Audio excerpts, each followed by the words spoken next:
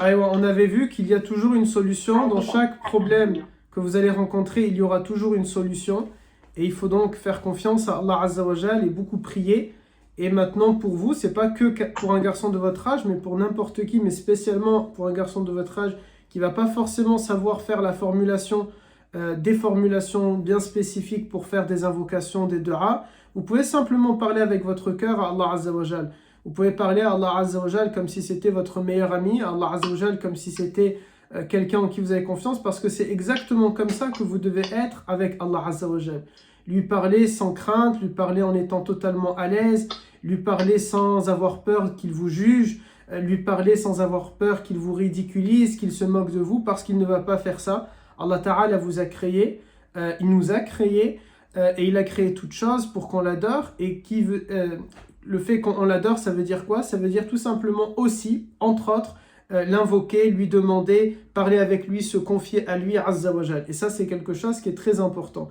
Spécialement à votre âge, mais pas que à votre âge, on doit parler toujours avec Allah Azza wa Jal. Pourquoi je dis spécialement à votre âge? Parce que plus tôt on va le faire, mieux ce sera. Plus tôt on aura pris l'habitude de parler avec Allah, plus on va le garder, cette habitude-là, on va garder cette habitude dans notre vie. Car c'est très peu, malheureusement, les musulmans qui parlent à Dieu, qui se confient à Allah Ta'ala. Et ça, c'est quelque chose qui est très important. Il ne faut pas qu'il y ait que, je crois, je ne sais plus si on avait dit ça la semaine dernière dans le cours, que c'était une pratique qui est beaucoup pratiquée chez les chrétiens. Vous savez, avant de dormir, ils parlent à Dieu. Nous-mêmes, nous aussi, musulmans, on doit parler avec Allah Azza wa Jal. Le compagnon Omar ibn al-Khattab, il appelait ça faire l'auto-jugement. C'est-à-dire, avant de dormir, tu vas faire le récapitulatif de ta journée. Qu'est-ce que j'ai fait? Et quand ce sont des choses bien, tu vas dire Alhamdulillah. Qu'est-ce que j'ai fait? Et quand ce sont des choses qui ne sont pas bien, tu vas dire Astaghfirullah. Tu vas faire comme ça ton propre jugement. Et après, bien sûr, tu vas te confier à Allah et tu vas lui demander de l'aide. Tu vas lui dire c'est quoi tes craintes, c'est quoi tes espoirs. Et Allah Ta'ala t'écoute. Et Allah Ta'ala aime quand nous, les serviteurs, on va lui demander. Il y a une jolie parole en arabe qui dit Idha sa'alta fas'alillah wa idha sta'anta fasta'in billah. Quand tu veux demander, demande à Allah. Quand tu veux la protection, cherche-la auprès d'Allah. Quand tu veux le secours, cherche-le auprès d'Allah. Et toujours, tout est auprès de Allah Azza wa Jal. Simplement, il nous faut parler avec Allah. Vous savez, mes garçons, Allah Azza wa Jal, pardonnez-moi pour l'explication, comment je vais la faire, et la métaphore, comment je vais la donner. Mais si on va comparer, même si bien sûr Allah Ta'ala n'est pas ce que je vais dire là, mais c'est juste une image pour qu'on puisse mieux comprendre, c'est comme de l'air. Si jamais vous allez grandir dans une pièce qui est totalement fermée et sans qu'il y ait de fenêtre, vous ne savez pas trop c'est quoi le concept de l'air, de l'oxygène. C'est quelque chose, on va vous dire, tu respires avec. Ok, mais je ne le vois pas, je ne le sens pas, n'est-ce pas? Par contre, dès le moment où je vais ouvrir ma fenêtre, où je vais ouvrir la porte, à ce moment-là, je peux sentir l'air. Parce que je l'ai ressenti, n'est-ce pas? Je peux faire même ce qu'on appelle un courant d'air. Allah Ta'ala, mes garçons, Allah Azza wa Jal, c'est exactement pareil. Il nous suffit juste d'ouvrir, on ne peut pas ouvrir la fenêtre, mais il nous suffit d'ouvrir notre cœur. Et pour l'ouvrir, je vais réussir à le faire lorsque je vais parler avec Allah Azza wa Jal. À force de parler, de parler, de parler, de parler avec Allah Ta'ala, au bout d'un moment, je vais être totalement à l'aise pour lui parler et Allah Azza wa Jal va se manifester à moi, c'est-à-dire je vais ressentir sa présence dans mon cœur et je vais me sentir vraiment bien en lui parlant et ça va vraiment me soulager et ça va m'accompagner, etc. Ok? Donc c'est très important, mes garçons, que vous allez toujours parler avec Allah Azza wa Jal. Il y a Yacine qui a levé la main, dis-moi mon grand. On a travaillé sur ne pas stresser, Aïwa, de, très bien. de parler, comme on dit, d'en parler à Allah, à quelqu'un qui est proche de nous. Aïwa, très bien. Le fait de ne pas stresser. Est-ce que le cours qu'on a dit la semaine dernière, est-ce que tout ce qu'on a cité la semaine dernière, ça vous a aidé? Est-ce que vous avez commencé à le mettre en pratique dans votre quotidien? Jawad, t'as levé la main ou tu t'es juste gratté la tête? Aïwa, pas de mal. Est-ce qu'il y a des garçons qui ont mis un peu ça en pratique? Je vois Ayoub, oui, alhamdulillah. Qui d'autre? En dehors de Ayoub, Yassine, Sulaiman, très bien mes garçons. Alhamdulillah, très très bien. Est-ce que vous avez des questions concernant le cours de la semaine dernière ou est-ce que vous avez des questions avant qu'on démarre notre cours d'aujourd'hui? Non. Aucune? Rien? J'ai une question, moi. Dis-moi, mon grand. On va travailler sur quoi? Bonne question. Sur quoi on va travailler aujourd'hui? On va travailler sur Al-Qur'an. J'ai voulu qu'on continue la petite pause qu'on avait faite la semaine dernière. Rappelez-vous, il y a 2 semaines, on avait travaillé sur l'hygiène. Et la semaine dernière, je vous ai dit, on va faire une petite pause pour parler de réussir sa vie. Et on a résolu, j'ai résolu quelques soucis que vous pouviez avoir. Et aujourd'hui, on va continuer cette pause-là sur l'hygiène et on va parler un peu du Coran. Qu'est-ce que le Coran? Comment le Coran est arrivé jusqu'à nous? Et quelle sourate vous pouvez utiliser? C'est-à-dire, c'est dans la continuité du cours de la semaine dernière. Lorsque je vous dis, et quand on commence ici l'introduction, je vous dis parler avec Allah Ta'ala. Le meilleur moyen aussi de parler avec Allah Azza wa Jal, c'est d'utiliser ce qu'il nous a laissé, sa parole.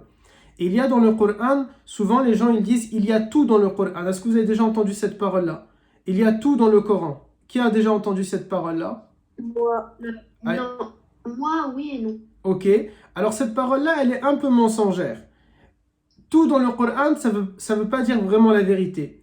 Il y a bien sûr les solutions à tout auprès de Allah Azza wa Jal, mais en soi, dans le Coran, il n'y a pas tout. Je me rappelle d'un élève qui avait lu dans le Coran, il m'a dit non, j'ai pas trouvé la solution à telle chose ou telle chose.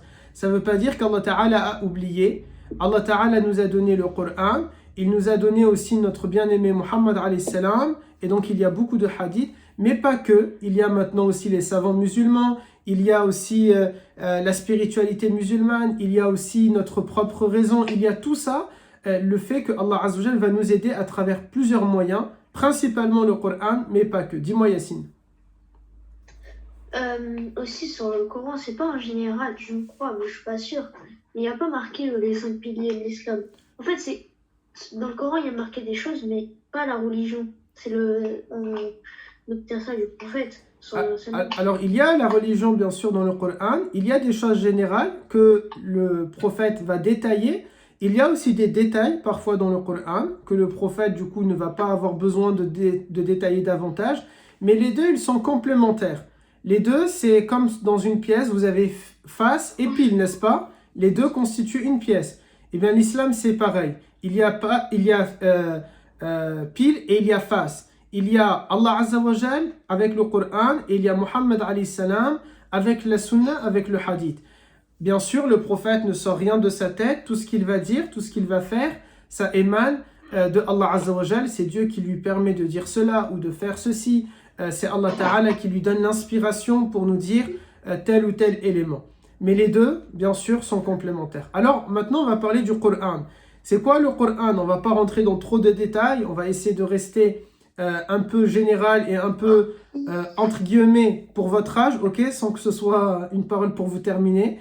Mais quelque chose qui est, pour un collégien maintenant, par exemple, pour vous, c'est quoi Al-Coran? Et on va voir s'il y a besoin de détailler davantage ça ou pas. Dis-moi, Imran.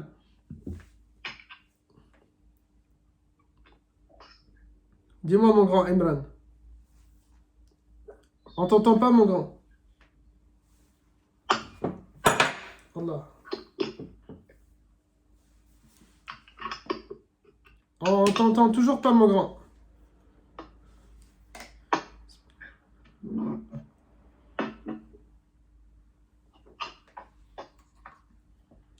Non. Alors, un autre, Ayoub, dis-moi. En fait, le Coran, c'est la parole d'Allah qui est descendue au prophète pour nous la révéler à tous. Et voilà, c'est ça. Ok. Alors, Ayoub, il nous dit c'est la parole d'Allah Azza wa Jal qui est descendue sur le prophète Mohammed. Qui peut me dire comment cette parole, elle est descendue? Est-ce que c'était un livre directement? Vous savez que dans l'islam, ok, donc c'est bien, vous m'avez dit non avec la tête pour certains. Aïwa, c'est pas descendu directement. Vous savez qu'avant le Coran, Allah Ta'ala a révélé des livres. Ainsi, nous, musulmans, on croit dans l'évangile, on croit dans la Torah, on croit dans les psaumes, on croit dans beaucoup de livres, ok? À peu près 300 livres peut-être, ou un peu plus, ou un peu moins, ça dépend qui nous a rapporté ça, qui va nous dire ça. Il y a plusieurs livres, des centaines de livres donc que Allah Azza wa Jal a révélé à ses différents prophètes. Simplement, la particularité pour Al-Qur'an, c'est que ce n'est pas descendu en tant que livre. Ce n'est pas un livre directement, mais ce sont des paroles qui vont descendre au fur et à mesure.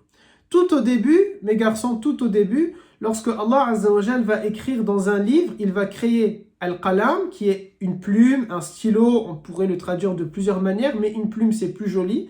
Allah Ta'ala va demander à Al-Qalam de tout écrire. Et lorsque Al-Qalam, la plume, elle va demander à Allah Ta'ala qu'est-ce que je dois écrire, Ya Rab, qu'est-ce que je dois écrire, Seigneur, Allah Ta'ala va lui demander, tu vas tout écrire, tout ce qui va se passer et tout ce qui se passera. Que ce soit dans les cieux ou sur terre ou entre les cieux et la terre, que ce soit sous terre ou au-delà des cieux. Allah Ta'ala va demander à la plume de tout écrire. Et dans cet ensemble de choses qu'elle va tout écrire, il y a également Al-Qur'an, ok? Cette parole qui va être un jour révélée à Muhammad alayhi salam. Et longtemps après, des milliers d'années après, ok? Allah Azza wa Jal va décider un soir de Ramadan, dont on ne sait pas exactement quel soir, ok? On sait juste que c'est une des 10 dernières nuits de Ramadan. Allah Ta'ala va décider de prendre dans ce big livre qu'il avait écrit à travers Al-Qalam, un passage, un grand passage, un petit passage, je ne sais pas comment on pourrait le dire, en tout cas un passage qui s'appelle Qur'an. Et cette parole-là, ce passage-là, il va descendre du 7e étage du paradis jusqu'au 1er étage du paradis. Et il va rester en station à ce niveau-là, au 1er étage du paradis. Puisque vous savez maintenant que le paradis a 7 étages, n'est-ce pas? Eh bien, Al-Qur'an va descendre du 7e étage vers le 1er étage du paradis. Et de cet endroit-là, un ange, le meilleur des anges, le plus grand des anges, le commandant en chef des anges, qui s'appelle Jibril, alayhi salam, il va prendre des versets au fur et à mesure du 1er étage et il va les poser directement dans le cœur du prophète, alayhi salatu salam. C'est-à-dire que Jibril ne va pas, peut-être pour ceux d'entre vous qui ont déjà assisté à un cours de Coran, vous savez, quand on fait des cours de Coran, l'enseignant ou l'enseignante, il va répéter ou elle va répéter Qul huwa Allahu ahad, et tout le monde va répéter derrière, n'est-ce pas? Ici, Jibril alayhi salam ne va pas l'apprendre de cette manière au prophète, mais il va le mettre directement à l'intérieur de lui, directement à l'intérieur de son cœur. Pourquoi directement à l'intérieur de son cœur, mes garçons? Pourquoi? Yassine, il avait déjà la main levée, c'est pas grave, dis-moi quand même. J'ai deux choses à dire déjà. Dis-moi, mon La grand. première, c'est le prophète, lui a révélé le Coran, mais il l'a pas écrit directement. Vous m'entendez? Je crois qu'il l'a écrit après la mort. Alors là, ce qu'on vient de dire justement, c'est que c'est pas lui qui l'a écrit, mais c'est Jibril qui Oui. va lui mettre directement dans son cœur. Et une deuxième chose, mon téléphone, il va s'éteindre. Va chercher un chargeur alors. Oui, je cherche ça. Allez, vas-y. Là, il va s'éteindre bientôt. Pas de problème, va chercher un chargeur. Si ça coupe, tu peux revenir et je t'accepte dans la salle. Ok. Le deuxième qui avait levé la main dans l'ordre, c'est Ayoub et après c'est Jibril. C'est quoi la question déjà? La question, c'est pourquoi Jibril, il a mis Al-Qur'an directement dans le cœur du prophète. Ah, sinon il va prendre trop de temps pour l'apprendre. Comme ça, directement, il le met dans son cœur et bye bye. Et bye bye. Non, c'est pas pour ça. Dis-moi, Jibril. Vous m'entendez? Oui, je t'entends. Parce que le cœur, c'est quelque chose de pur. Le cœur, c'est quelque chose de pur, mais c'est pas la raison. Dis-moi, Jawad. Peut-être grâce à ça que c'est l'homme le plus heureux et qui fait avec le meilleur comportement, la meilleure seniorité. Il est le meilleur des hommes, oui, mais c'est pas pour ça que Allah Ta'ala va demander à Jibril de poser directement dans son cœur. Dis-moi, Sulaiman. Pour purifier son cœur. Non. Allah Ta'ala a purifié le cœur du prophète, c'est vrai, mais pas à travers le Coran, pas de cette manière-là. Dis-moi, Imran. Parce que le Coran, ça s'apprend aussi avec le cœur. Non, c'est pas pour cette raison-là. Il y avait Sharif. Dis-moi, mon grand.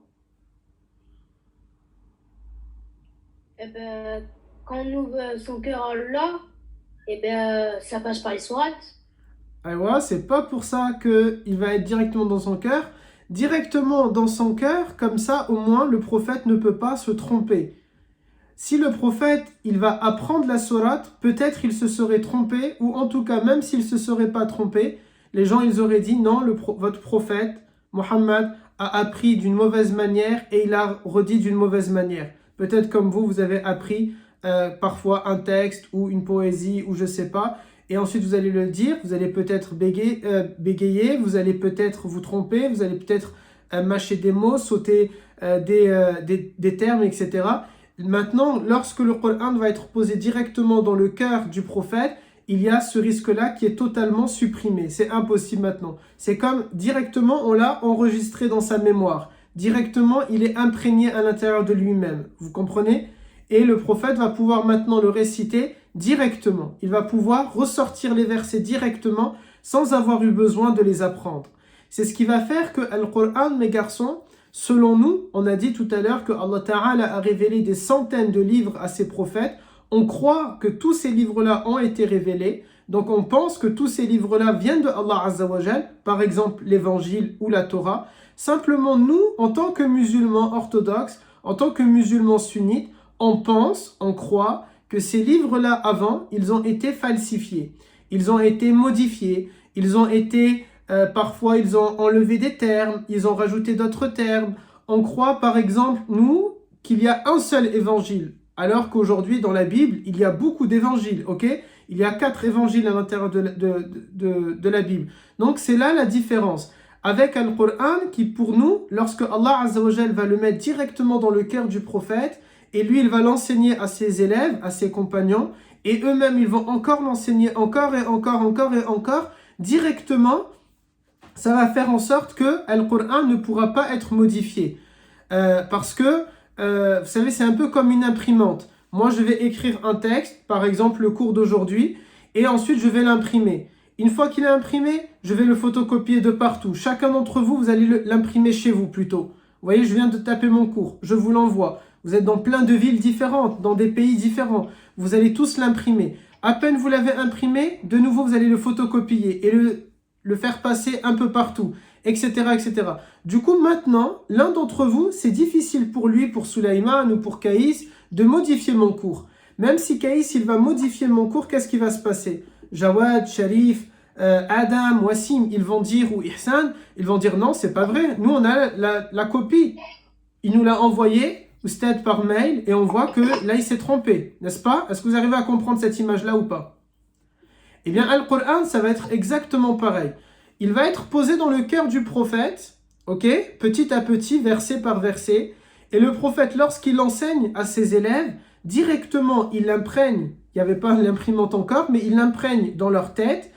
Et ils sortent du cours et directement, ils vont le transmettre dans leur famille ou à leurs élèves respectifs, ainsi de suite, et ainsi de suite, et ainsi de suite. Ce qui fait qu'ensuite, ça a été compliqué, et maintenant, c'est même plus compliqué, c'est impossible de modifier le Coran. C'est ce qui va faire que nous allons croire dans le Coran en tant que miracle, et c'est pour ça qu'on continue de le suivre, alors qu'on ne suit plus les anciens livres que Allah Ta'ala a envoyés. Même si on dit que c'est Allah Ta'ala qui les a révélés, on ne peut pas les suivre parce qu'il y a eu cette modification-là. Et Allah Azza wa Jal, bien sûr, c'est sa sagesse, c'est lui qui a décidé de laisser passer ça. C'est pas, ils n'ont pas été plus forts que Allah Ta'ala, ok? C'est Dieu qui a tout simplement laissé les choses se faire de cette manière-là. Est-ce qu'il y a des questions? Sharif, il y a une question. Dis-moi, mon grand.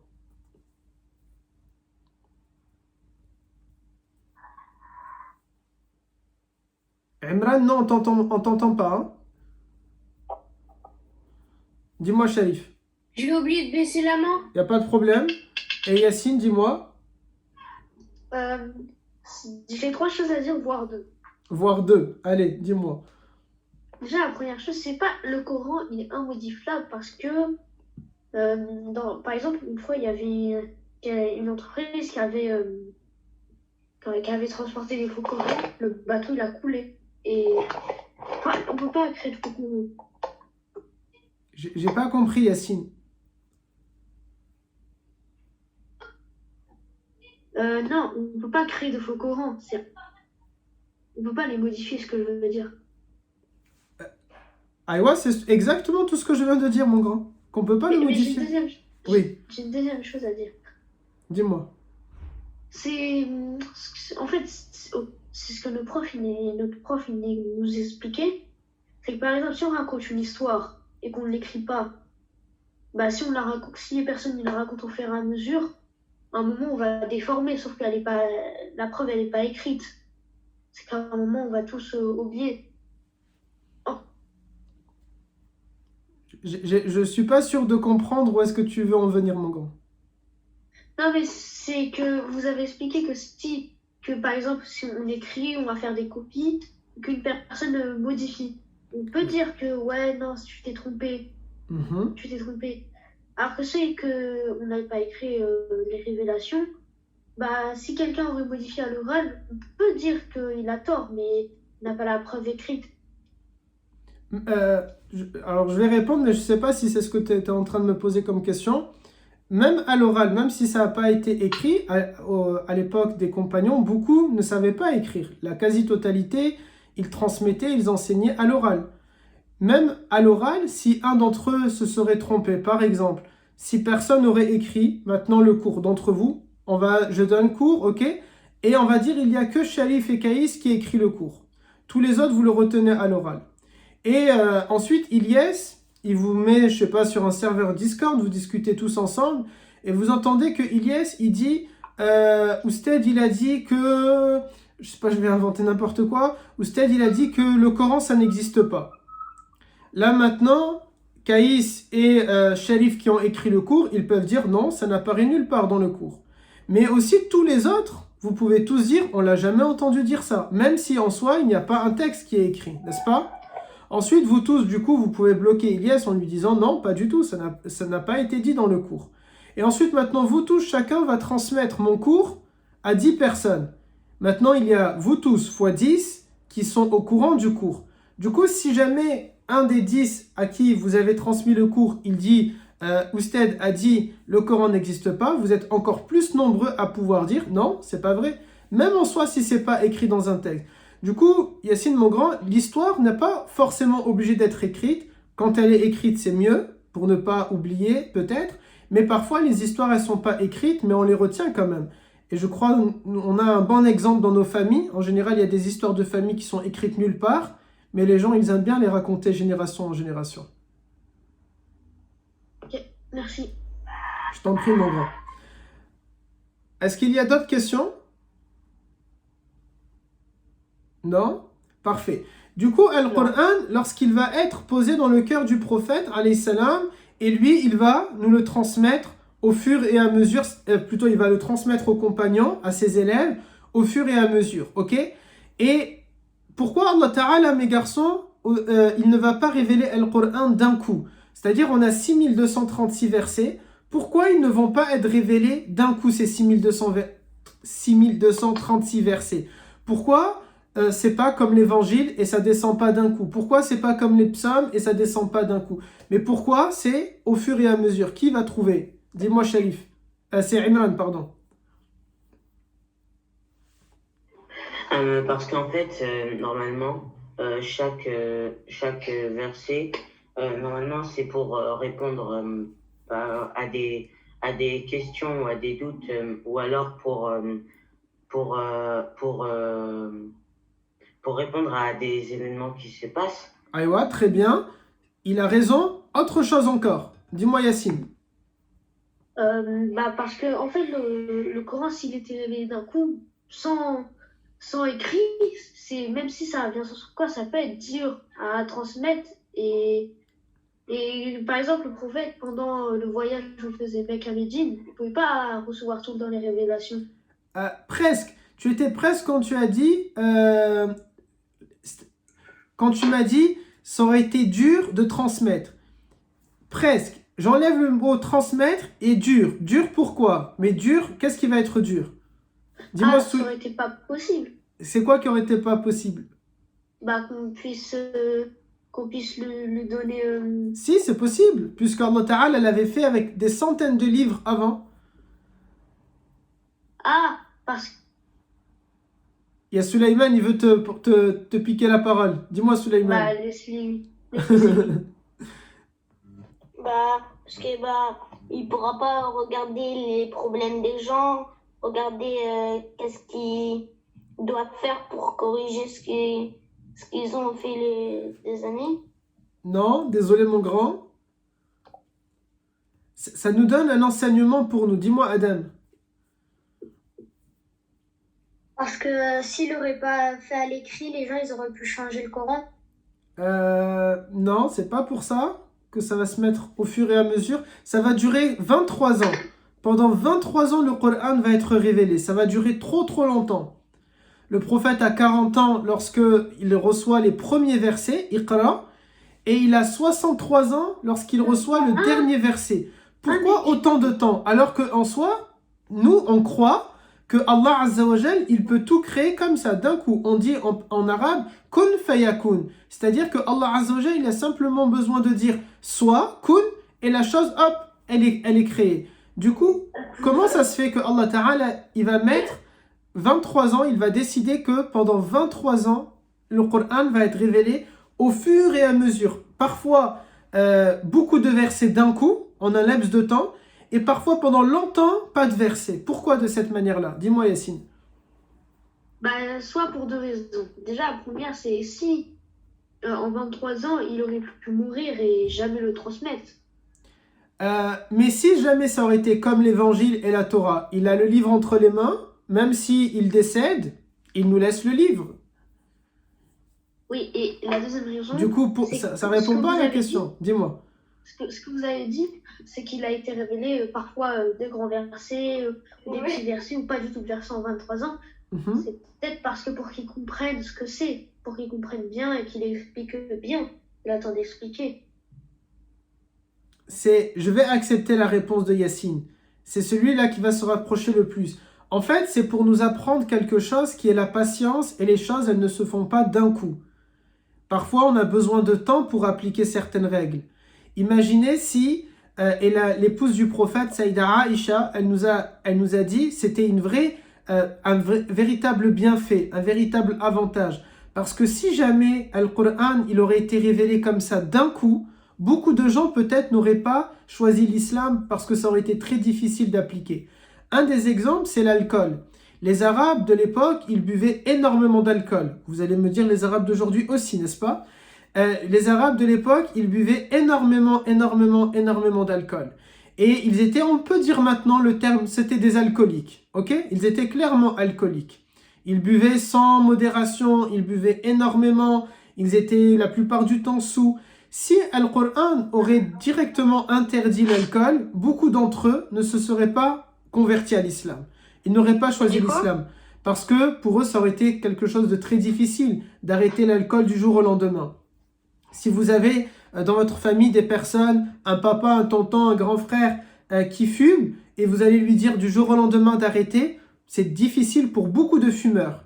Vous voyez, ils partent acheter un paquet de cigarettes, ils voient quand ils achètent le paquet des images graves, ils voient qu'il y a marqué « fumer tue », mais certains continuent de l'acheter parce qu'ils sont dépendants et ils ont du mal à arrêter. Peut-être vous avez vu, certaines personnes, ils vont essayer et ensuite ils vont retomber dedans parce que c'était quelque chose de difficile. Bien sûr, alhamdoulilah, beaucoup d'entre eux ont réussi à arrêter la cigarette, mais c'est difficile aussi pour beaucoup d'entre eux. C'est pas parfois un manque de volonté, parfois c'est vraiment, ils sont trop dépendants. Eh bien, les Arabes de l'époque étaient pareils avec l'alcool. Ils étaient extrêmement dépendants à l'alcool. Et du coup, Allah Azza wa Jal, il va interdire l'alcool, mais en étapes. Dans les 6236 versets, Allah Ta'ala va mettre 4 étapes pour interdire l'alcool. Comme ça, petit à petit, les Arabes qui vont embrasser l'islam, ils ont commencé à réduire l'alcool petit à petit. D'abord, par exemple, parmi les 4 étapes, l'avant-dernière étape, avant de dire que c'était totalement interdit, Allah avait interdit seulement de faire la prière si juste avant, on avait bu de l'alcool. Jusqu'à que ça, les compagnons qui faisaient beaucoup la prière et qui tenaient à leur prière, du coup, ils vont réduire leur consommation d'alcool. Ils vont le laisser que pour tard le soir, parce qu'en journée, il y avait les prières et du coup, ils ne pouvaient pas se permettre de boire de l'alcool. Et de cette manière-là, vous voyez, ça a diminué le nombre d'alcooliques au fur et à mesure, de moins en moins, jusqu'à ce que Allah Ta'ala va dire, maintenant, enough, it's enough, ça y est, khalas, maintenant, l'alcool est totalement interdite en islam. Et à ce moment-là, on disait que dans Médine, dans les rues, il y avait des rivières d'alcool parce qu'ils ont vider totalement l'alcool. Aujourd'hui, on connaît ça, nous, en Occident, puisqu'on vit en Occident. Vous avez peut-être déjà vu, il y a beaucoup de caves. Le principe même de la cave en général, c'est on mettait de l'alcool dedans, n'est-ce pas? Il y a les personnes occidentaux qui ne sont pas musulmanes, c'est-à-dire nous sommes des occidentaux mais musulmans, donc en général on ne boit pas d'alcool normalement, mais il y a des occidentaux qui boivent de l'alcool, ils ont des caves à vin, ils ont beaucoup d'alcool. Ben, les Arabes c'était exactement pareil à l'époque, exactement pareil. Lorsqu'Allah Ta'ala va l'interdire, ils vont prendre leur alcool et du coup ils vont le jeter dans les rues et envoyer des ruisseaux, des petites rivières d'alcool, tellement il y avait de l'alcool qui était stocké, tellement il y avait de l'alcool qui était stocké. Quand je repense à cette image, je me dis, imaginez il était trop alcoolique, il n'a pas réussi à arrêter, il va sauter dedans, vous voyez? Il va plonger pour essayer de récupérer quelques gouttes. Parce qu'en général, quelqu'un qui est dépendant d'une drogue, c'est ce qu'il fait. Quelqu'un qui est dépendant de quelque chose, c'est ce qu'il va faire. Il y a Ilyes qui a une question, dis-moi mon grand. Hussein, mais pourquoi il n'a pas fait ça avec la cigarette, tout ça? C'est-à-dire Pourquoi il n'a pas... j'ai comme l'alcool, les prières ne sont pas acceptées quand tu fumes. Ok, j'ai compris. Alors maintenant, parce que n'oublie pas, ça c'était l'avant-dernière règle. On pouvait faire la prière même si on buvait de l'alcool. Dans cette période-là, c'était encore permis. Mais après, la dernière règle qui va arriver, c'est non. Ça y est, maintenant, vous pouvez même plus du tout boire de l'alcool. Même si vous ne faites pas la prière, même si vous comptiez pas prier juste après. Maintenant, pour nous, c'est totalement interdit. Pour la cigarette, maintenant, pour nous, ça sera le même concept. On va l'appliquer à la dernière mesure qu'Allah Azza wa Jal a faite pour l'alcool. Ça veut dire que pour nous, c'est interdit totalement de consommer de la cigarette. Qu'on prie ou qu'on ne prie pas. Qu'on va faire tout de suite après la prière ou qu'on ne va pas la faire, on ne pourra pas consommer de la cigarette, des drogues, la chicha, les ballons, la cocaïne, le crack, la méthamphétamine et je ne sais pas quoi d'autre qu'ils vont inventer dans quelques semaines ou quelques temps. Tout ce qui se fume, c'est interdit pour nous. Tout ce qui se respire et ensuite ça te fait tourner la tête, c'est interdit pour nous. Du coup, même fumer la moquette, Jawed, avant que tu me poses la question. Vous connaissez pas l'expression, il a fumé la moquette? Non. Ok, tant mieux. Dis-moi, Adam. Après, il y a Yacine qui levait la main. Mais du coup, dans l'islam, on n'a pas le droit de fumer normalement? Du coup, dans l'islam, on ne peut pas consommer tout ce qui va être des drogues.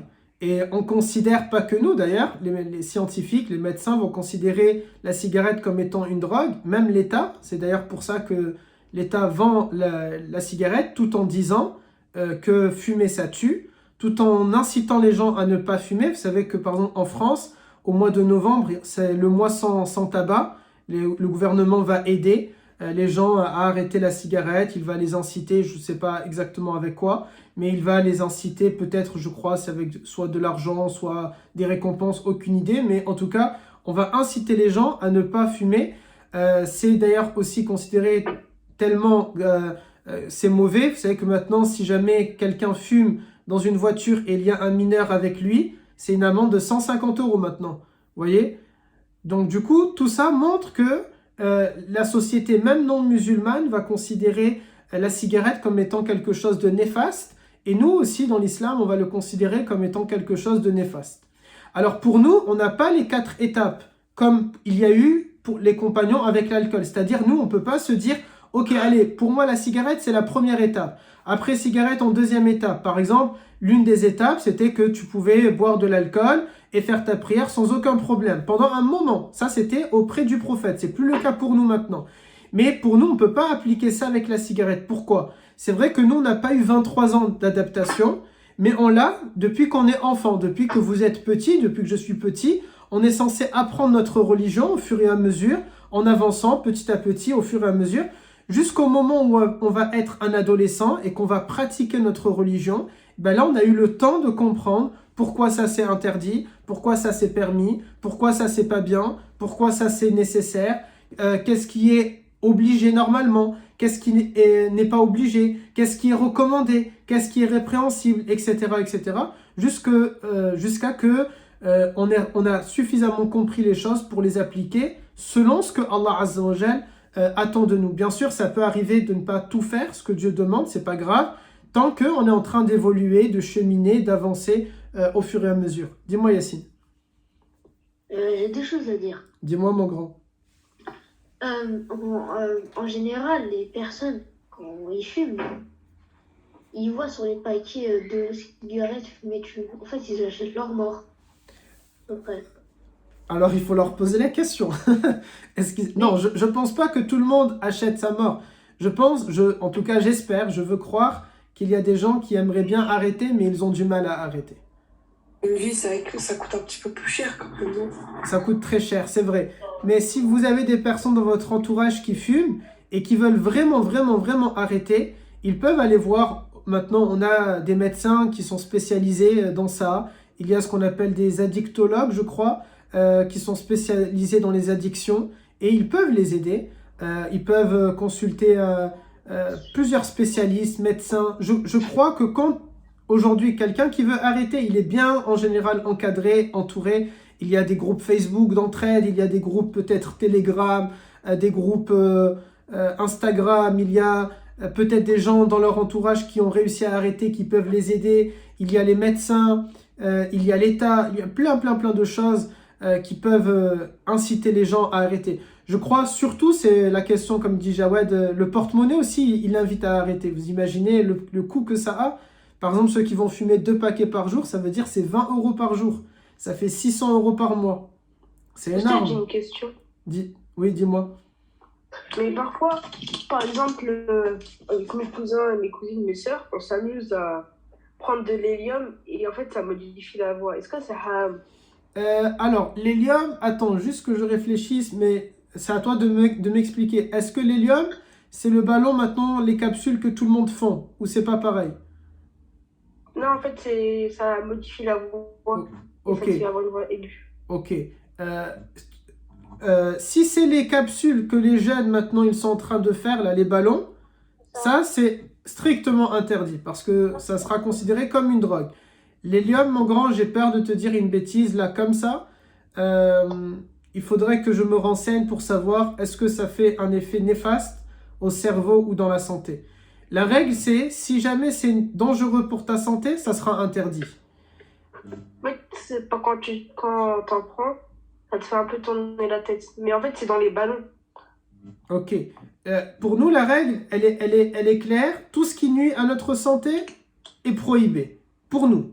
C'est-à-dire que pour toi, Ilyes, si tu veux vraiment respecter les règles que Allah Azza wa Jal t'a données, tout ce qui va être dangereux pour ta santé, tu vas t'en écarter. Donc, c'est vrai, Allah Azza wa Jal ne nous a pas donné une liste. Le prophète n'a pas donné une liste. Parce qu'il y a plein de choses qui arrivent au fur et à mesure. Mais on va regarder chaque chose. Par exemple, je sais pas, la pollution, c'est risqué pour notre santé ou pas risqué pour notre santé? La pollution, mes garçons, c'est risqué ou c'est pas risqué? C'est risqué. C'est risqué. C'est risqué. Du coup, polluer devient interdit. Vous voyez? En tout cas, il faut éviter de polluer parce que je sais qu'on pollue parfois comme ça, sans trop le vouloir ou parce qu'on n'a pas encore les technologies pour ne pas polluer. Mais c'est vraiment ça la règle en fait. C'est de regarder est-ce que ça nuit à la santé ou pas. Alors il faudrait voir l'hélium. Si c'est les ballons que les jeunes font avec les capsules grises, ça c'est sûr et certain, c'est néfaste pour la santé, il ne faut pas le faire. Mais le ballon d'hélium qui change la voix, je ne veux pas dire une bêtise. Vraiment, je ne sais pas. Je vous invite à regarder. Si il veut regarder, faire un petit exposé sur ça et nous le donner la semaine prochaine pendant 5 minutes, ça me fera plaisir, Inch'Allah. Dis-moi, Jawad.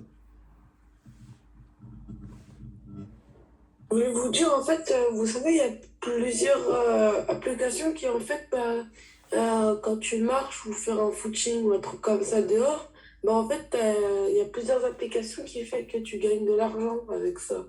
Ok. Ouais, après, comme ça, là, ça limite les transports et tout, comme ça. Ah, ok, je comprends mieux. Parce que je me C'est disais, bon, hein. pourquoi il me raconte ça, Jawed? Je comprends pas. Ok. Non, mais Pour la pollution et tout ça, c'est ça?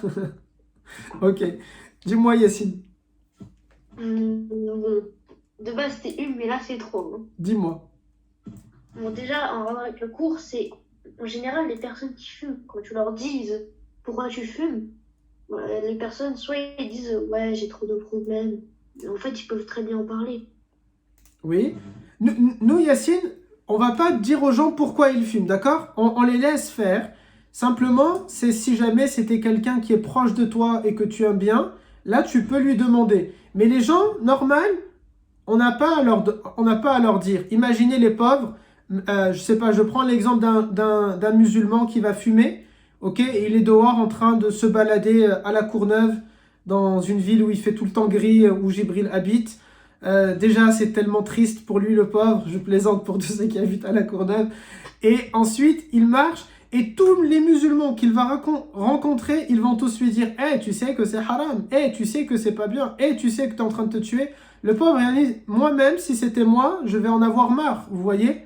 Et du coup, je vais peut-être m'acheter un t-shirt où je vais dire « Laissez-moi tranquille, je suis pas musulman » ou ce genre de choses. Tellement je vais en avoir marre. Du coup, nous, on dit rien aux gens. Ils peuvent faire ce qu'ils veulent. Tant qu'ils ne me posent pas à moi, ils ne sont pas en train de m'agresser. S'ils m'agressent, je porte plainte. Ils ne sont pas en train de m'embêter. Khalas. Laissez les gens faire ce qu'ils veulent faire, il n'y a pas de problème. Tant que c'est légal dans la société dans laquelle on vit, en France c'est légal, ils ont le droit de fumer dehors. Khalas. Si maintenant ils étaient en train de fumer dans un lieu où c'est interdit, un lieu public, là on peut leur dire non, vous ne pouvez pas fumer. Et s'ils ne veulent pas, on peut appeler les autorités pour le signaler. Vous voyez la différence? Mais sinon, les autres personnes, laissez-les faire ce qu'ils sont en train de faire. On a tellement à s'occuper de nous-mêmes, tellement de choses peut-être que nous, on fait pas correctement. Et du coup, chacun, il va se mêler de ses propres affaires. Mais c'est différent, par contre, si c'est quelqu'un qui compte pour vous. Vous êtes attaché à lui. Par exemple, vous êtes mes garçons du mercredi soir, et je vais être attaché à vous et je vais apprendre que l'un d'entre vous fume. Oui, je vais me permettre de vous dire non, c'est pas correct, il faut pas, c'est pas bien, mais pas parce que je vais être moralisateur avec vous, simplement parce que je vais me dire c'est dommage, toutes ces belles têtes, masha'Allah, ces beaux garçons, masha'Allah, ces garçons qui peuvent réussir dans la vie et être sérieux, être en bonne santé, ce serait dommage qu'ils sont en train de gâcher leur vie ou gâcher leur santé en tout cas avec de la cigarette. Vous voyez la différence, comment elle va être? Mais moi, je vais le dire qu'une seule fois. Après, vous allez faire ce que vous voulez. Si papa, il fume, ou maman, elle fume, ou un tonton, il fume, ou quelqu'un qui est proche de vous, il fume, vous allez lui dire. Et une fois que ça a été dit, c'est en son âme et conscience qu'il fait ce qu'il veut faire. Vous, ça y est, vous avez tenté. J'imagine Caïs en train d'essayer de parler comme ça. Mais je m'en fous. Et la personne, elle dit, je m'en fous. Bon... Là, si on vous met un vent comme ça, je vous conseille de lui casser la tête alors. Ça sera de bonne guerre. Dis-moi, Sulayman. L'hélium, c'est des produits chimiques à l'intérieur du ballon. Ok. Ok. Si c'est des produits chimiques à l'intérieur du ballon, alors il ne faut pas faire. Alors il ne faudra pas faire. Alors voilà, le Coran, on a dit en clair. Tout d'abord, il a été écrit dans le 7e étage du paradis. Puis, Allah Azza wa Jal va descendre le Coran au premier étage du paradis. Puis, dans l'une des 10 dernières nuits de Ramadan, une année, alors que le prophète a 40 ans, Jibril, qui est le meilleur des anges, le plus grand des anges, on l'appelle aussi le Saint-Esprit, il va prendre une partie des versets, c'est Allah Ta'ala qui lui dit lesquels, ok? Imaginez, c'est comme un panier avec plein d'œufs, chaque verset c'est un œuf, Allah Ta'ala va lui dire, tu vas prendre celui-ci et celui-ci. Donc il va prendre des versets et il va les descendre dans le cœur du prophète. Puis le prophète va réciter ces versets aux compagnons. Ils ont été directement posés dans le cœur du prophète pour ne pas qu'il oublie. Il les enseigne à ses élèves et eux, ils l'enseignent à d'autres personnes directement et certains vont l'écrire. Allah Ta'ala va choisir que le Coran va être révélé pendant 23 ans pour une raison, pour plusieurs raisons. Tout d'abord, pour qu'on s'habitue à faire les choses petit à petit. Parfois, c'est difficile de faire du jour au lendemain quelque chose, mais c'est mieux de faire les choses petit à petit. Rappelez-vous, dans le cours d'hygiène de vie, je vous ai dit, quelqu'un qui veut se mettre un peu au sport, tout d'abord, il va se lever le matin, il va se dire, allez, je vais faire 10 pompes. Le lendemain, ça ne sert à rien qu'il en fasse 2000 comme moi. Vous voyez, ça va être difficile pour vous d'en faire 2000 tout d'un coup. Arrêtez de... Je vois Jawed, il fait comme ça, quoi. Tu crois pas que je fais 2000 pompes? C'est pas grave, hein. Et du coup, pour arriver à ces 2000 pompes par jour, ce qui est totalement faux, vous allez faire du jour au lendemain, vous allez peut-être augmenter de 2 pompes par jour. ou une pompe par jour. Imaginez si vous augmentez que d'une pompe par jour, en 30 jours, ça vous fait 30 pompes. En 365 jours, ça fait 365 pompes. Ça sera beaucoup plus facile d'arriver à augmenter que de une par jour, plutôt que d'en faire 100 par 100 par jour. Après, je vous souhaite d'arriver aux 2000. Moi, en général, je fais 1000 avec une main et 1000 avec l'autre. Comme ça, j'équilibre. On enlève 3-0. Ça peut m'arriver d'en faire une sans les mains aussi. Je les mets derrière mon dos, mais bon, j'ai pas... ça, je pense que si je vous le dis, voilà, vous n'allez pas me croire et tout ça. Donc, c'est bon, on change de sujet. Alors, ça, c'est le Coran, comment il a été révélé pendant tout ce temps-là, ok? Et pourquoi Allah Azza wa Jal a décidé de le révéler en plusieurs étapes. Aussi, le Coran, ce qu'on peut dire du Coran, mes garçons, c'est que pour nous, le Coran, ce qu'on appelle Coran, on l'avait déjà dit dans le cours aussi de l'hygiène, c'est uniquement en langue arabe. Ça veut dire que si c'est traduit en langue française, on ne l'appelle pas Coran, donc je peux juste me laver les mains pour le toucher, il n'y a pas de problème. Sinon, je suis censé avoir mes ablutions. On a fait ce cours-là, je crois, sur les ablutions, n'est-ce pas? Que vous devez faire, parfait, pour pouvoir toucher le Coran. Aussi, concernant le Coran, et c'est le but maintenant de notre cours maintenant, c'est de savoir faire la différence dans tout le Coran, ok? De pouvoir comprendre ce livre-là que Allah Ta'ala nous a donné. Juste avant, Sulaiman, c'est une question que tu as? Oui. Dis-moi, mon grand. Est-ce que à chaque lettre qu'on lit en arabe, on gagne des hasanat ou pas? Oui, bien sûr, on gagne des hasanat quand on le lit en langue arabe. Le Coran, donc les hasanat, des XP pour les geekers parmi vous, des points pour d'autres parmi vous, de bonnes notes pour les plus studieux parmi vous, ou des hasanat en langue arabe, aïwa, ce sont du coup de bons points que vous allez gagner en lisant le Coran en langue arabe. Et ça peut être multiplié selon la période. Est-ce que c'est le soir, le matin? Est-ce que c'est la journée? Est-ce que c'est tel jour ou tel jour? Est-ce que c'est pendant Ramadan ou un autre mois? C'est-à-dire, Allah Azza wa Jal a son propre barème. Vous savez, maintenant, lorsque les professeurs de l'école laïque, ils sont en train de vous noter, ils ont un barème. Ils vont noter peut-être la belle écriture. Ils vont noter est-ce que vous répondez à la question. Ils vont noter votre développement. Ils vont noter sur plusieurs critères. Et Allah Azza wa Jal aussi nous note sur plusieurs critères. Et donc, quand on lit le Coran, on va être noté sur est-ce que je récite avec le tajwid, c'est-à-dire avec la jolie récitation, est-ce que je récite avec difficulté, pas difficulté. Et quand on récite avec difficulté, à votre avis, du coup, on est moins bien récompensé ou plus récompensé? Quelqu'un qui a du mal à lire l'arabe et il va lire en arabe, c'est mieux d'éviter ou c'est pas grave? Ce sera plus récompensé. Plus récompensé, exactement. Vous allez avoir la récompense parce que vous lisez et la récompense parce que vous galérez. Parce que vous essayez. Ok? Du coup, vous serez doublement récompensé. Ça veut dire que l'un d'entre vous, si son papa ou sa maman, ils sont arabophones et ils sont en train de lire le Coran trop bien, trop facilement, trop joliment, ben toi, tu viens à côté, tu arrives à déchiffrer un peu le Coran, tu prends ta page à côté, tu essayes de déchiffrer, de lire. Et quand tu galères, ensuite tu fermes ton Coran et tu dis « Et toc, je viens d'en gagner plus que toi. » Vous voyez? Mais bien sûr, il ne faudra pas se contenter de rester à cette étape-là. Le but, c'est d'évoluer et ensuite d'essayer de se perfectionner. Sinon, ce serait trop facile. Sinon, on va se contenter toujours du minimum. Ok?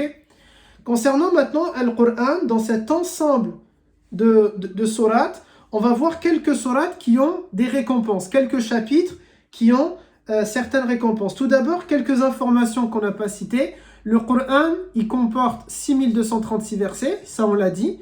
Ils sont répartis dans 114 chapitres, donc c'est un livre avec 114 chapitres. Ok?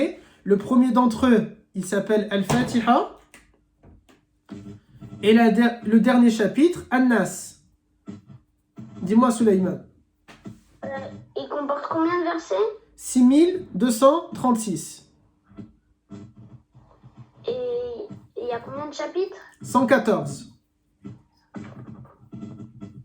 6236 versets répartis dans 114 chapitres. Ils ne font pas la même taille. La plus grande des sourates, le plus grand des chapitres, est-ce que vous savez c'est laquelle? En général, c'est assez facile. Tout le monde sait le prénom. Aïwa, surat Al-Baqarah, la vache, qui fait combien de versets? Qui peut me dire sans regarder sur cher Google ou cher YouTube, cher 600. Facebook, cher Instagram? Comment? 200, on va faire le juste prix ensemble alors. 600. 200 ou 600, Yacine? Choisis. 600. 600. Dis-moi, Jibril. De quoi?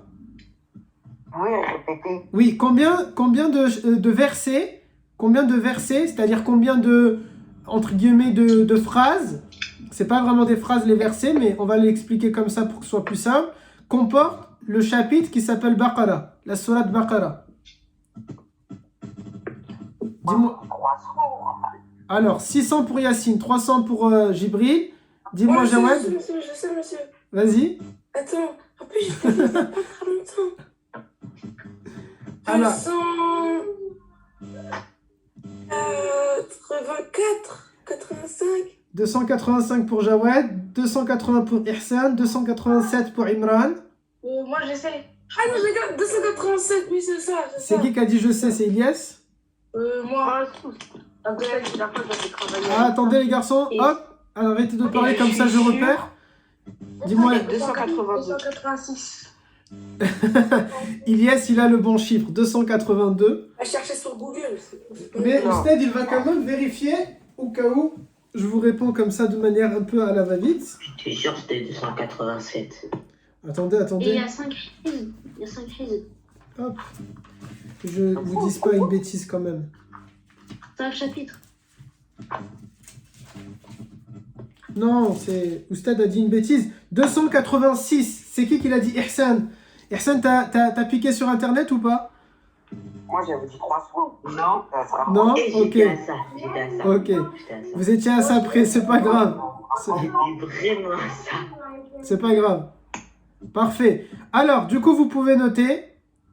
Pensez à couper vos... Parce que j'ai plus de batterie. D'accord, y a pas de problème. Va chercher ton chargeur. Pensez à mettre muet une fois que vous avez fini de parler, mes garçons. Comme ça, on n'entend pas les bruits derrière, s'il vous plaît. Dis-moi, Abdelaziz, mon grand. C'était pour répondre à combien de versets?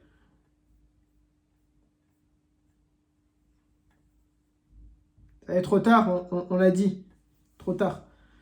Du coup, 286 versets pour la plus grande et la plus petite qui va comporter 3 versets. Comment ça s'appelle? Surat al-Asr, khalas.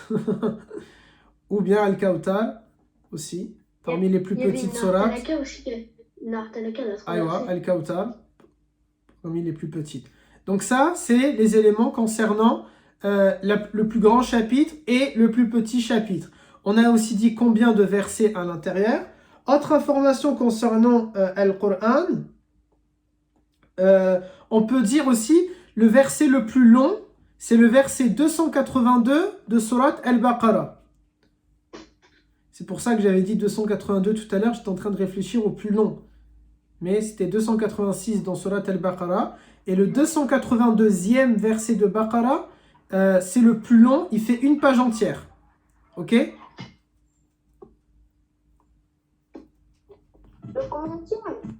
Le 282e.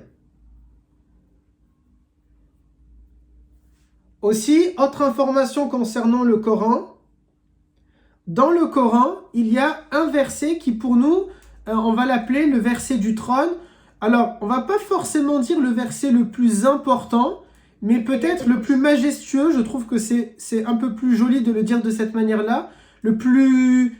pas le plus grand en taille, mais le plus puissant. Ok, voilà, le terme, ça se fera peut-être bien aussi. Le verset le plus puissant, c'est le verset 255 de Surat Al-Baqarah. Aïwa, qu'on appelle aussi Ayat Al-Kursi. Parfait, Imran, il vous l'a mis en message de cette manière-là. Parfait. Je la connais par cœur. Parfait.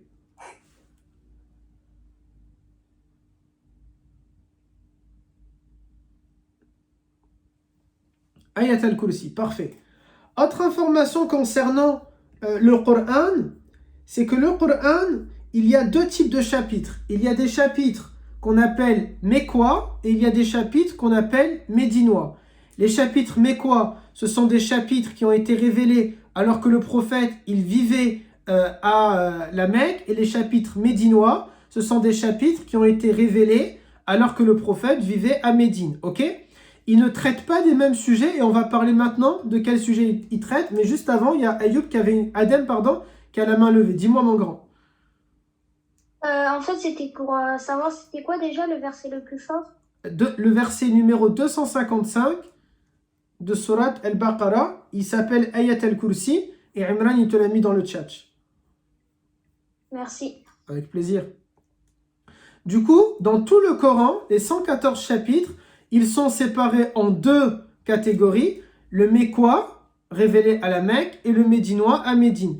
Le prophète, quand il est devenu prophète à 40 ans, il est resté un certain nombre de temps, pendant 13 ans, il a vécu à la Mecque, et ensuite il a vécu 10 ans à Médine, ok?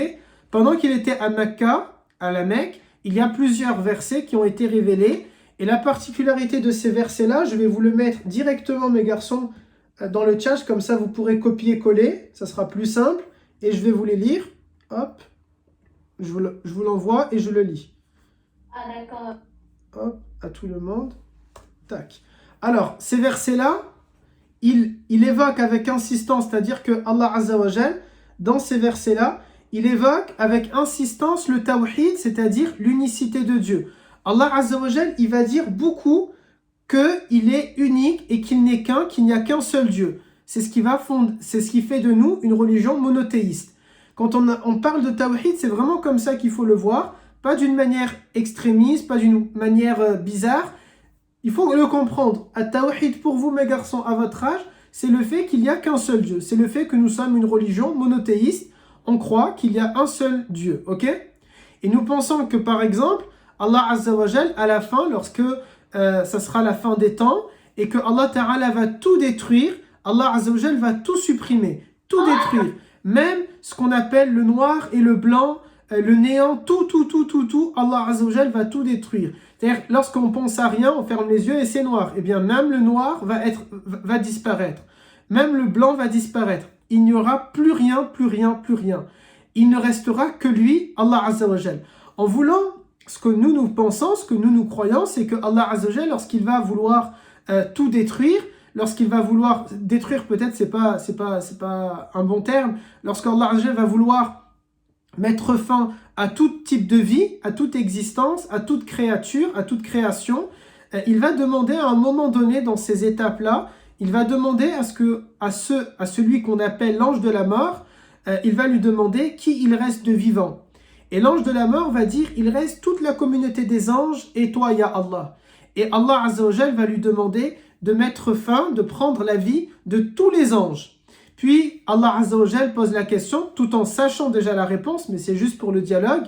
Il demande à l'ange de la mort, il reste qui de vivant? Et l'ange de la mort va dire l'état-major, c'est-à-dire les généraux les plus étoilés parmi les anges, c'est-à-dire lui, l'ange de la mort, Jibril, bien sûr qui était le plus grand gradé, Mikaïl et Israfil, 4 big anges, 4 grands anges, les plus importants. Et Allah Azza wa Jal va dire, prends leur âme à eux aussi. Il faut mettre fin à leur vie à eux également. Et Allah Azza wa Jal va demander à l'ange de la mort qui il reste de vivant maintenant. Et l'ange de la mort va dire, il ne reste que toi et moi, ya Allah. Et Allah Azza wa Jal va demander à l'ange de la mort de se prendre à lui-même sa vie, son âme.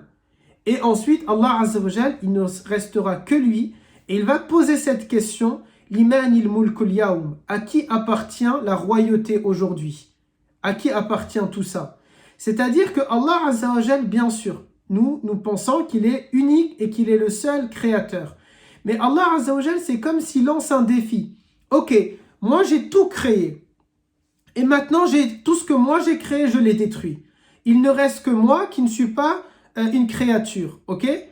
Eh bien, si vraiment il y a quelqu'un d'autre, qu'il se manifeste maintenant. Est-ce que vous comprenez la symbolique?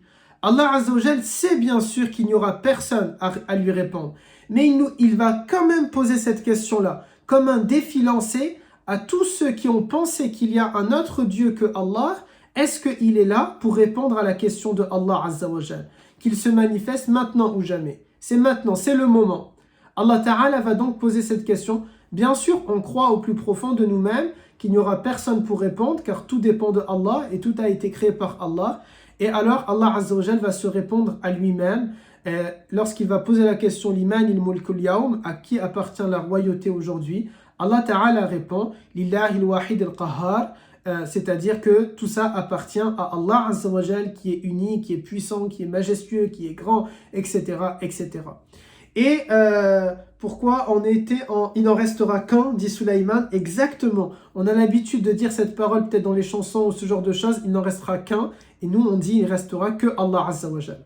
Il ne restera que Allah Azza wa Jal.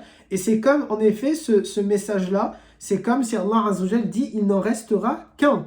Et ce un, c'est lui, c'est l'unique, c'est the boss, c'est the master, c'est le plus grand, le plus grandiose, le plus puissant, le plus fort, le plus incroyable, le plus magnifique, le plus majestueux, Allah Azza wa Jal. Il ne restera que Allah Azza wa Jal. Aussi dans les versets, dans les chapitres qui ont été révélés alors que le prophète se trouvait à Mecca, je vous ai mis dans le chat, deuxième point, donc premièrement, At-Tawhid, on vient de l'expliquer. Deuxièmement, les versets révélés à Mecca, ils sont courts et ils font appel aux émotions, c'est-à-dire que ce sont des versets qui sont très émotionnels, ok, très sentimental. Allah Ta'ala nous parle au cœur directement. Ce sont des versets peut-être qui peuvent te faire pleurer ou qui peuvent te donner beaucoup de joie, qui peuvent te faire te donner des frissons ou qui peuvent te faire beaucoup réfléchir. C'est-à-dire ce sont des versets, ils sont courts mais avec beaucoup d'émotions. Là encore, Sulaiman, tout à l'heure, il a dit une parole pour résumer le premier. On pourrait citer ici une autre parole. C'est Allah Azza, dans ces versets-là, il a dit peu de choses mais très profondes, ok, avec beaucoup d'impact. C'est ce que maintenant vous appelez des punchlines. Lorsque quelqu'un va dire un petit truc, mais c'est puissant, eh bien c'est ça, les versets mécois, ok? Autre chose, ces versets parlent beaucoup des récits antérieurs, c'est-à-dire que Allah Azza wa Jal a beaucoup raconté tout ce qui s'est passé, l'histoire. Tout à l'heure, Yassine, il disait l'histoire, elle a besoin d'être écrite. Eh bien, Allah Azza wa Jal a écrit le récit, l'histoire, avec un grand H de tous les peuples qu'il y a eu avant Muhammad. L'histoire de Adam, de Idris, de Nuh, de Ibrahim, de Ismaïl, de Ishaq, de Youssouf. On aura peut-être un jour l'occasion de voir ces histoires-là et pas de manière enfantin comme peut-être on vous l'a appris quand vous étiez un peu plus petit. Ok? Donc les histoires des peuples qu'il y a eu avant. Dis-moi Imran. Oustaz, en fait, il me reste que 7% de batterie et ça tiendra pas plus de 6 minutes. Ok, normalement on aura fini d'ici les 6 minutes. Parce que normalement c'est à 15. Du coup là juste je vous finis de lire et ça sera bon. Ou Kaou, va vite chercher ton chargeur si tu veux, ça ne me dérange pas. En fait, il est déjà branché mais il ne marche pas. Ah, ok. C'est ça le problème. D'accord. Ensuite, ces versets-là, Allah Azza wa Jal parle, tous les versets où Allah Azza wa Jal nous dit Ya ayyuhalladhina amanu, ô vous qui croyez, ô vous les croyants, eh bien ils ont été révélés à Mecca. Ce sont des versets que lorsqu'ils étaient là, les compagnons y tendaient beaucoup l'oreille. Parce que c'est comme si Allah Azza wa Jal nous interpelle directement. Imaginez si par exemple je vais dire les Parisiens, les supporters de l'OM ou les tels, vous allez vous dire bah moi j'en suis un, donc là hop je dois écouter, n'est-ce pas? Eh bien ça a été exactement pareil, mais Allah Azza wa Jal leur a dit ô vous qui croyez, et donc eux puisqu'ils étaient des croyants, les élèves du prophète, alors ils vont tendre l'oreille encore plus. Bien sûr tous les autres versets appellent aux croyants, ce sont des appels aux croyants aussi. Mais cela, puisque Dieu le dit de manière claire et directement, alors ils écoutent. C'est un peu comme quand le président de la République, au premier confinement, rappelez-vous, en mars 2020, il a fait une allocution pour parler à tous les Françaises et tous les Français, à tous les habitants du pays. C'est un message qui nous concernait tous, mais mon petit doigt me dit, quelque chose me dit que lorsqu'il a dit les collèges, là vous avez tendu l'oreille encore plus fort. Lorsqu'il a dit les écoles, les collèges, les lycées seront fermés. Là, c'était un message, ça y est, vous avez coupé la télé, vous avez dit ouais, etc. Et certains, ils ont pu commencer à se tondre la tête et à se faire la tendance qu'il avait à ce moment-là, la boule à Z pendant le premier confinement pour certains. Mais c'était un message adressé à tout le monde. Mais lorsqu'il a parlé de votre catégorie, écolier ou collégien ou lycéen, c'est là où vous avez tendu l'oreille encore plus. Et bien là, c'est exactement pareil. Allah Azza wa Jal s'adresse à tout le monde, mais il y a des versets dans lesquels il va dire « Ô vous qui croyez » encore plus, et du coup, les compagnons écoutaient davantage. Aussi, ce sont des sourates qui commencent par des lettres, par exemple, sourate Yasin, Yasin ou Al-Qur'an il-Hakim. C'est également des sourates. Hop, qu'est-ce que je regarde? Donc toutes les sourates qui commencent par des lettres ont été révélées à Mecca, sauf, et je vous l'ai mis en message, sauf Al-Baqarah et Al-Imran. Enfin, ce sont toutes les sourates qui comportent des prosternations. Okay, dans le Coran, il y a 14 moments où lorsqu'on arrive à un verset, on doit se prosterner. Okay? Et bien, toute sourate qui comporte cette prosternation a été révélée à Mecca. Et c'est aussi des sourates qui comportent le terme, chaque sourate qui contient le terme Kalla, elle fait partie des sourates mécoises. Ça, c'est pour le cours d'aujourd'hui concernant les sourates mécoises. Si un d'entre vous peut me noter quelque part ou dans votre cours que la fois prochaine, on doit voir les caractéristiques des sourates médinoises, au moins je ne me perds pas. Est-ce que, et on arrive à la fin du cours, j'ai dépassé un tout petit peu, est-ce que le cours vous a plu mes garçons? Est-ce que c'était pas, alhamdoulilah pour Jawad, c'était pas trop compliqué? Non, c'était pas compliqué. Alhamdoulilah. Le cours vous a fait du bien? Oui. Alhamdulillah. Parfait. Il y a Ayoub qui a une question. Dis-moi mon grand. Adam, pardon. Et après, je fais vite fait l'appel et je vous laisse. Dis-moi Adam. On va faire quoi déjà la prochaine fois? On doit faire les caractéristiques des sourates médinoises.